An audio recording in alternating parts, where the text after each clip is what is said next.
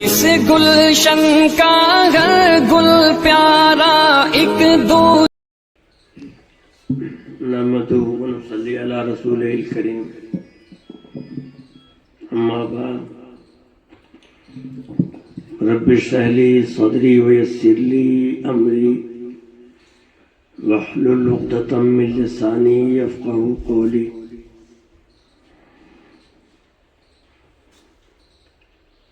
حضرات اساتذہ کرام،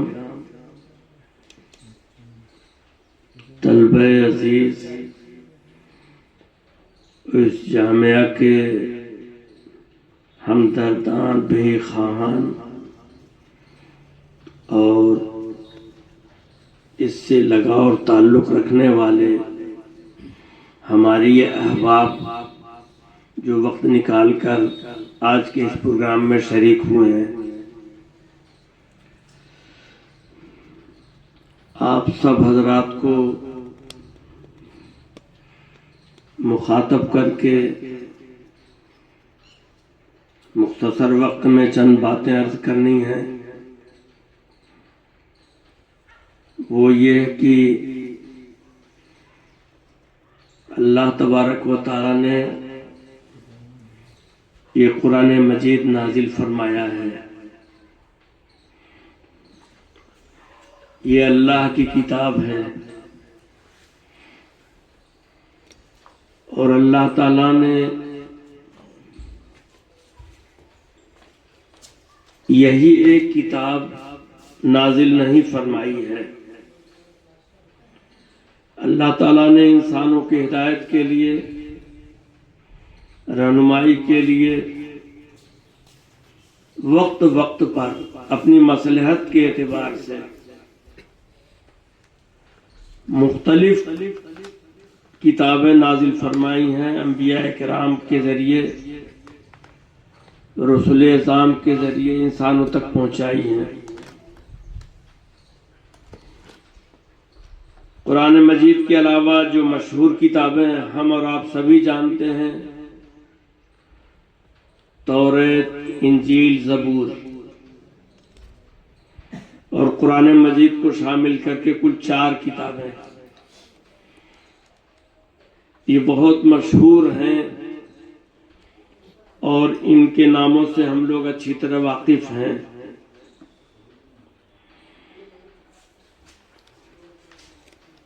ان کتابوں میں جو سب سے افضل کتاب ہے، جو سب سے افضل رسول پر نازل ہوئی،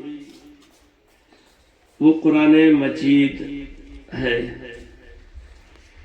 سارے نبیوں میں، سارے رسولوں میں سب سے معزز، مکرم، اشرف، افضل ہمارے نبی صلی اللہ علیہ وسلم ہیں۔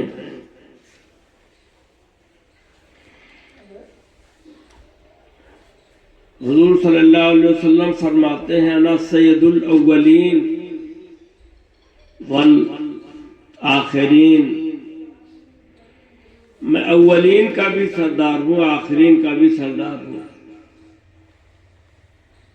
انا سید ولد آدم، میں اولاد آدم کا سردار ہوں۔ حضور صلی اللہ علیہ وسلم فرماتے ہیں کہ انا اول شافعین و انا اول مشفعین، میں سب سے پہلا ہوں جو اللہ کے سامنے میدان حشر میں شفاعت کرے گا، وانا اول مشفعین، اور میں سب سے پہلا ہوں میدان حشر میں جس کی سفارش کو، شفاعت کو قبول کیا جائے گا۔ اور حضور صلی اللہ علیہ وسلم نے ان ساری باتوں کے کہنے کے ساتھ ایک جملہ اور فرمایا، ولا فخر، لیکن مجھے اس پہ کوئی فخر نہیں، مجھے اس پہ کوئی گھمنڈ نہیں، مجھے اس پہ کوئی غرور نہیں۔ اتنا اعلیٰ مرتبہ ملا ہوا ہے، پھر بھی حضور صلی اللہ علیہ وسلم فرماتے ہیں کہ میں اس اعلیٰ مرتبے پر کوئی گھمنڈ، کوئی غرور نہیں کرتا۔ پھر حضور صلی اللہ علیہ وسلم فرماتے ہیں، انا اول من اقرأ باب الجنہ اور کما جاء فی الحدیث، میں سب سے پہلا ہوں جو جنت کے دروازے کو کھٹکھٹائے گا، ولا فخر، لیکن میں اس پر کوئی فخر اور گھمنڈ نہیں کرتا۔ تو حضور صلی اللہ علیہ وسلم سب سے افضل نبی، سب سے افضل رسول، اور سب سے افضل نبی اور سب سے افضل رسول پر سب سے افضل کتاب قرآن مجید نازل ہوئی، اور یہ آخری کتاب ہے جو آخری نبی پر نازل ہوئی۔ اب کوئی نبی آنے والے نہیں، کوئی رسول آنے والے نہیں، اور یہی آخری دین ہے، آخری شریعت ہے۔ لہذا حکمت اور مصلحت کا بھی تقاضا تھا کہ چونکہ یہ آخری کتاب ہے اس لیے اس کو محفوظ رکھا جائے، لوگوں کے خرد و برد سے بچا کے رکھا جائے، اور انسان جو حرکتیں کرتا رہا ہے پہلے سے اللہ کی کتابوں کے ساتھ، گمراہ قسم کے لوگ، اسے بچا کے رکھا جائے۔ چنانچہ اللہ نے بچایا۔ توریت اور انجیل اور زبور آخری کتابیں نہیں تھیں، لہذا لوگوں کی کارستانی سے، لوگوں کی حرکتوں سے وہ محفوظ نہیں رہی، اور اللہ تعالیٰ نے اس کی کوئی پرواہ بھی نہیں کی، جو چاہو کرو، یہ آخری کتاب تھوڑی ہے۔ ہم پھر نبی بھیجیں گے، پھر ہم رسول بھیجیں گے، پھر ہم ہدایت کا راستہ دکھانے کے لیے کتاب نازل کریں گے۔ اللہ نے کوئی پرواہ نہیں کی لوگوں کی حرکتوں کی، لیکن یہ آخری کتاب چونکہ قرآن مجید ہے، اس لیے اللہ تعالیٰ نے اس کے ساتھ پورا انتظام فرمایا، پورا اہتمام فرمایا کہ اس میں کسی کی کوئی حرکت نہ ہونے پائے، کوئی اس میں اپنی کارستانی نہ دکھانے پائے، کوئی اس میں گڑبڑی نہ کرنے پائے۔ اللہ تعالیٰ نے اس کا انتظام فرمایا۔ انا نحن نزلنا الذکر وانا لہ لحافظون، ہم ہی نے ذکر یعنی قرآن کو اتارا ہے اور ہم ہی اس کے محافظ ہیں۔ نازل کرنے کے بعد حفاظت کی ذمہ داری بھی لے لی، اور اس سے پہلے کی کتابوں کی حفاظت کی ذمہ داری اللہ نے نہیں لی تھی، تو حفاظت کی ذمہ داری لے لی، کیونکہ اگر اس کتاب میں گڑبڑی پیدا ہو جاتی تو پھر لوگ راستہ کہاں سے پاتے، پھر انسان کہیں سچائی کو تلاش کرنے کہاں جاتا ہے۔ تو اللہ نے حفاظت کا پورا بندوبست کیا، اور حفاظت کا بندوبست کس کے ذریعے کیا؟ اللہ تعالیٰ کوئی بھی کام کرتے ہیں تو مختلف ذرائع کے استعمال کے ساتھ کرتے ہیں۔ اللہ تعالیٰ غلہ اگاتا ہے، اللہ تعالیٰ پانی برساتا ہے، اللہ ہم کو کھلاتا اور پلاتا ہے، اور انسانوں کی نسل بھی بڑھتی ہے، جانوروں کی بھی نسل بڑھتی ہے، لیکن ان سب کا کام اللہ تبارک و تعالیٰ ذرائع کے ذریعے کرتے ہیں۔ ہم کھیت کو جوتتے ہیں، بوتے ہیں، اور اس میں نرائی وغیرہ کرتے ہیں، صفائی ستھرائی کرتے ہیں، پانی دیتے ہیں، تب جا کے اس میں پیداوار ہوتی ہے، اور ایک متعینہ مقدار وقت کی گزر جانے کے بعد ایسے ہی پانی بھی برسنے کے لیے بادل آتے ہیں، گرج چمک ہوتی ہے، تو یہ سب اسباب اسی طریقے سے اللہ تبارک و تعالیٰ نے قرآن مجید کی حفاظت کے لیے بھی ذرائع استعمال کیے، اور یہ کی ذمہ داری اپنے اوپر لی، اور انسانوں میں سے اپنے آخری نبی پر ایمان لانے والوں میں بھی کچھ منتخب بندوں کو چن لیا، جنہوں نے اپنے سینوں میں قرآن کو محفوظ کر لیا، یعنی حفاظ کرام، ذمہ داری لی اللہ نے اپنے اوپر اور ذریعہ بنا دیا حفاظ کرام کو، حافظوں کو ذمہ دار بنا دیا۔ تو اس بچے نے ابھی قرآن مجید کے حفظ کی تکمیل کی ہے، تو یہ اس قافلے میں شامل ہو گیا، ان افراد میں شامل ہو گیا جس کو اللہ نے اپنے کلام مجید، اپنے قرآن مجید، قرآن عظیم کی حفاظت کے لیے جن کو چنا ہے، ان میں یہ شامل ہو گیا۔ یہ بہت بڑی ذمہ داری آ گئی، بہت بڑی ذمہ داری۔ اور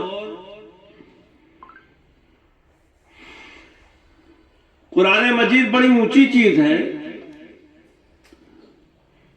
اس سے بڑھ کر کوئی کلام ہے نہیں، یہ اللہ کا کلام ہے، اللہ کا کلام۔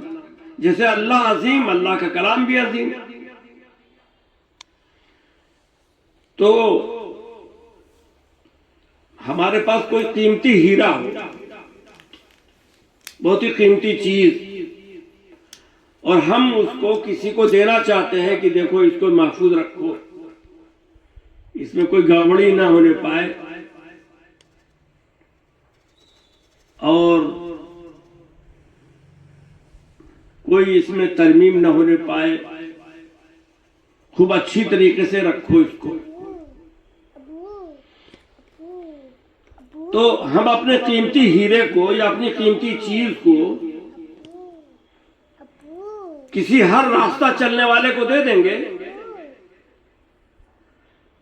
کہ جناب ہم سڑک پہ کھڑے ہو گئے، اپنا قیمتی ہیرا لے کر چوراہے پہ کھڑے ہو گئے، بازار میں کھڑے ہو گئے، اور کوئی بھی آیا اس کو دے دیا، لو یہ بہت قیمتی ہیرا ہے ہمارا، اس کو محفوظ رکھنا۔ کیا ہم ہر ایرے غیرے کو دے دیں گے؟ ہرگز نہیں دیں گے۔ ہر راستہ چلتے کو ہرگز نہیں دیں گے، بلکہ ہم خوب سوچیں گے، غور کریں گے کہ ہمارا یہ قیمتی ہیرا کون ایسا آدمی ہے جو اس کو محفوظ رکھ سکتا ہے۔ سوچ بچار کریں گے، اور غور کرنے کے بعد، سوچ بچار کرنے کے بعد اس کے ذمے لگائیں گے یہ کام۔ تو ہم چنتے ہیں، تو اللہ تعالیٰ اپنی سب سے قیمتی چیز کو دینے کے لیے چنے گا نہیں، منتخب نہیں کرے گا، اللہ نے بھی منتخب کیا۔ تو یہ حفاظ کرام اللہ کے منتخب کردہ بندے ہیں، اور ان کا بڑا اعزاز و اکرام ہے میدان حشر میں۔ دنیا میں تو ہے ہی، دنیا میں تو جناب یہ اعزاز و اکرام ہے کہ ان کے ساتھ اب ایک لقب لگ گیا، حافظ جی ہیں، یہ حافظ کا لقب لگ گیا زندگی بھر کے لیے۔ یہ دنیا میں اعزاز و اکرام ہوا، احترام۔ کہیں جائیں گے، یہ حافظ جی ہیں، اچھا اچھا حافظ جی ہیں، حافظ جی ادھر بیٹھیے، حافظ یہ لے لیجئے، حافظ یہ کھا لیجئے۔ یہ دنیا میں اعزاز و اکرام ہوا۔ ہر جگہ پر کہیں پر بھی بیٹھ جاؤ، ایسا نہیں کریں گے یہ حافظ جی ہیں، کہیں پر بھی نہیں بیٹھائیں گے، بلکہ اگر کسی مجلس میں جائیں گے یہ حافظ جی ہیں، ذرا اعزاز کے ساتھ بیٹھاؤ، ذرا قاعدے کی جگہ پر بیٹھاؤ۔ بیٹھانے میں بھی اعزاز و اکرام ہوگا، اور کھلانے پلانے میں بھی، حافظ جی یہ بھی تو کھا لیجئے، یہ بھی تو کھا لیجئے، یہ بھی تو لے لیجئے۔ ہر ایک کو تھوڑی کھلائے گا پلائے گا آدمی، لیکن اگر یہ جان جائے گا کہ یہ حافظ جی ہیں تو اعزاز بڑھ جائے گا، اکرام بڑھ جائے گا دنیا میں بھی، اور آخرت میں جو اعزاز و اکرام ہے تو اس کا تو پوچھنا ہی کیا۔ اس کی وجہ سے اس کے والدین کا اعزاز ہوگا، حافظ قرآن کی وجہ سے حافظ قرآن کے والدین کا اعزاز ہوگا۔ حضرت معاذ جوہنی کی روایت میں ہے کہ رسول اللہ صلی اللہ علیہ وسلم نے ارشاد فرمایا، من قرأ القرآن وعمل ما فیہ البس والداہ تاجا یوم القیامہ ضوءہ احسن من ضوء الشمس فی بیوت الدنیا لو کانت فیکم۔ فما ظنکم بالذی عمل بہذا، جس نے قرآن کو پڑھا، وعمل بما فیہ، اور عمل کیا جو قرآن میں ہے، قرآن کو حفظ کیا، قرآن پر عمل کیا، البس والدہ تاجا یوم القیامہ، اس کو قیامت کے دن میدان حشر میں اس کے والدین کو اس کی وجہ سے ایسا تاج پہنایا جائے گا، تاج ضوءہ احسن من ضوء الشمس، جس کی روشنی سورج کی روشنی سے بھی بڑھ کر ہوگی۔ تاج، تاج کس کے سر پر ہوتا ہے؟ ہر آدمی تاج پہن کے گھوم سکتا ہے؟ نہیں، تاج بادشاہوں کے سر پر ہوتا ہے، ہر کوئی جانتا ہے۔ تاج کس کے سر پر ہوتا ہے؟ راجا کے سر پر ہوگا، نواب کے سر پر ہوگا، بادشاہ کے سر پر تاج ہوتا ہے۔ تو دنیا میں تو تاج پہن لینا لوگوں کے مان لینے پر لوگوں نے راجہ بنا دیا، جناب یہ راجہ صاحب تاج پہنے ہوئے ہیں۔ لوگوں نے بادشاہ مان لیا تو یہ بادشاہ سلامت جو ہے تاج پہنے ہوئے ہیں۔ لیکن میدان حشر میں لوگوں کے ماننے پر تھوڑی ہوگا، اللہ کے ماننے پر ہوگا۔ اللہ جس کو اس اعزاز کے لائق سمجھے گا اسی کے سر پر تاج پہنائے گا۔ گویا جن کے سروں پر تاج ہوگا وہ بادشاہوں کی طرح ہوں گے، کیونکہ تاج کس کے سر پر ہوتا ہے؟ بادشاہوں کے سروں پر ہوتا ہے۔ تو یہ تاج پہنائے جائیں گے والدین حافظ قرآن کے، اور کیسا تاج ہوگا؟ جو چمک رہا ہوگا، منور ہوگا، روشن ہوگا، اور اتنا منور اور روشن ہوگا کہ سورج کی روشنی بھی اس کے سامنے پھیکی پڑ جائے گی۔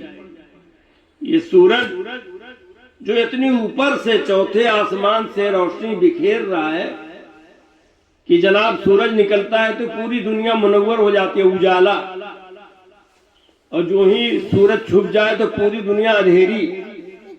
تو دنیا میں اندھیرا اجالا کس کے ذریعے ہے؟ سورج کے ذریعے۔ اگر سورج نکلے تو اجالا، سورج ڈوب جائے تو اندھیرا۔ اتنا منور سورج، اتنا روشن سورج کی پوری کائنات میں روشنی اسی کے ذریعے پھیلی ہوئی ہے۔ وہ نکلے تو روشنی، وہ ڈوب جائے تو اندھیرا۔ تو وہ سورج بھی اس تاج کی روشنی کے آگے ماد پڑ جائے گا، پھیکا پڑ جائے گا۔ پھر حضور صلی اللہ علیہ وسلم فرماتے ہیں یہ اعزاز کس کا ہو رہا ہے؟ حافظ قرآن کے والدین کا، ماں باپ کا۔ اور کس وجہ سے ہو رہا ہے؟ کیونکہ ان کا بیٹا حافظ قرآن ہوا۔ تو جس کی وجہ سے ان کو یہ اعزاز ملا، خود اس کا کیا حال ہوگا؟ فما ظنکم بالذی عمل بہذا او کما قال علیہ الصلوۃ والسلام۔ تو کیا خیال ہے تمہارا؟ حضور صلی اللہ علیہ وسلم بتا نہیں رہے، کہہ رہے سوچو نا خود ہی تمہیں۔ اے لوگو، فما ظنکم، تمہارا کیا خیال ہے، کیا گمان ہے؟ خود سوچو۔ جس نے قرآن کو حفظ کیا، قرآن پر عمل کیا، اس کے اعزاز کا کیا حال ہوگا؟ سوچتے رہو، اس کو سوچ بھی نہیں پاؤ گے۔ حضور صلی اللہ علیہ وسلم نے سوچوا کے چھوڑ دیا۔ خود سوچو کہ اس کی وجہ سے والدین کا یہ اعزاز، تو خود اس کا اعزاز کیا ہوگا؟ جس کی وجہ سے والدین کو یہ مرتبہ مل رہا ہے کہ بادشاہ سلامت بنا کے گویا تاج پہن کے گھوم رہے ہیں، میدان حشر میں بادشاہ بن کے میدان حشر میں گھوم رہے ہیں، اس کی وجہ سے یہ اعزاز ملا۔ تو فما ظنکم بالذی عمل بہذا، تو تمہارا کیا خیال ہے اس کے بارے میں جس نے خود قرآن پر عمل کیا ہے، قرآن کو حفظ کیا، یاد کیا ہے۔ اور ایک حدیث میں اس کو بتا بھی دیا گیا کہ کہا جائے گا حافظ قرآن سے ارتقی ورتل کما ترتل فی الدنیا، جنت کی سیڑھیاں چڑھو، جنت کی سیڑھیاں چڑھو اور قرآن پڑھتے ہوئے جاؤ۔ جنت کی سیڑھیاں قرآن پڑھتے ہوئے چڑھو اور اسی طریقے سے ترتیل کے ساتھ ٹھہر ٹھہر کے پڑھو جیسے دنیا میں پڑھتے تھے. رک رک کے ٹھہر ٹھہر کے پڑھتے جاؤ اور تمہارا آخری درجہ وہاں ہے جہاں تمہارا قرآن ختم ہوگا. تو اللہ تعالیٰ نے یہ بھی کہا ہے کہ ترتیل سے پڑھو، یعنی ٹھہر ٹھہر کے رک رک کے. ایک آدمی جلدی سے پڑھے گا تو جلدی سے قرآن ختم ہو جائے گا، معلوم ہوا آخری درجہ جلدی سے آ جائے گا. تو اللہ تعالیٰ کہتے ہیں آخری درجہ جلدی سے مت لانا، ہم تم کو بہت اونچا پہنچانا چاہتے ہیں، اس لیے جلد بازی کر کے مت پڑھنا، ٹھہر ٹھہر کے رک رک کے پڑھنا تاکہ دیر میں قرآن ختم ہو. اور جب دیر میں قرآن ختم ہوگا تو تمہارا درجہ بھی بہت اونچا پہنچ جائے گا. تو اتنا بڑا اعزاز اور اکرام، لیکن اس کے ساتھ ساتھ بھائی یہ دولت ملی ہے تو اس کی حفاظت بھی کرنی ہے، محفوظ بھی رکھنا ہے. میں اس کی ایک مثال دیتا ہوں کہ جناب کسی کے گھر کوئی مہمان آئے اور غیرت دار مہمان، کسی کے گھر مہمان آئے اور غیرت دار مہمان ہے، تو مہمان آ گیا، بڑا باوقار بڑا غیرت دار مہمان ہے، اور جس کے گھر وہ مہمان آیا ہے وہ صاحب اس کو پوچھ ہی نہیں رہے، نہ اس کو اچھی طرح بٹھا رہے ہیں، نہ اس کو کہہ رہے ہیں کھا لو، نہ کہہ رہے ہیں پی لو، بالکل بے توجہ لاپرواہ بنے ہوئے. مہمان بہت ہی باوقار ہے، غیرت دار ہے، اور میزبان صاحب مہمان کی طرف سے بالکل لاپرواہ ہے. تو مہمان وہاں رکے گا، ٹھہرے گا، بھاگ جائے گا فوراً. تجھ بے غیرت کے یہاں میں نہیں رک سکتا، تیرے یہاں میں نہیں ٹھہر سکتا، فوراً بھاگے گا. غیرت دار مہمان فوراً چل دے گا وہاں سے. تو جناب قرآن بھی بہت ہی باغیرت ہے، بہت ہی باغیرت. اگر قرآن کی طرف توجہ رہے گی تو قرآن ٹھہرا رہے گا، یعنی سینے میں آپ کے دل و دماغ میں محفوظ رہے گا. اور اگر لاپرواہی ہوگی نا تو غیرت دار مہمان جتنی جلدی بھاگے گا اس سے زیادہ تیز بھاگ جائے گا، اس سے تیز بھاگ جائے گا دل و دماغ سے. اور یہ بات میں اپنی طرف سے نہیں کہہ رہا ہوں، حضور صلی اللہ علیہ وسلم نے خود فرمائی ہے، تعہد القرآن، دیکھو اس قرآن کی نگرانی کرو، اس کو پڑھتے رہو، محفوظ رکھنے کی کوشش کرو. فوالذی نفسی بیدہ، اس ذات کی قسم جس کے قبضے میں میری جان ہے، لہو اشد تفصا من الابل فی عقولہا، اور کما قال علیہ الصلوۃ والسلام، اس ذات کی قسم جس کے قبضے میں میری جان ہے، یہ قرآن اس اونٹ سے بھی زیادہ رسی توڑا کے بھاگتا ہے. جو اونٹ رسی میں بندھا ہوا ہو اور ذرا سا موقع پا توڑا کے بھاگ جائے.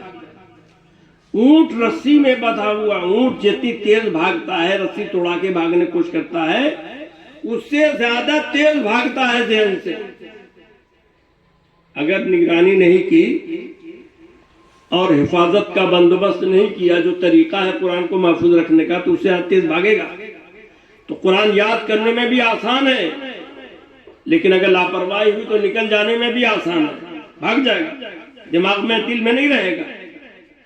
تو یہ قرآن کیسے محفوظ رہے، کیسے باقی رہے؟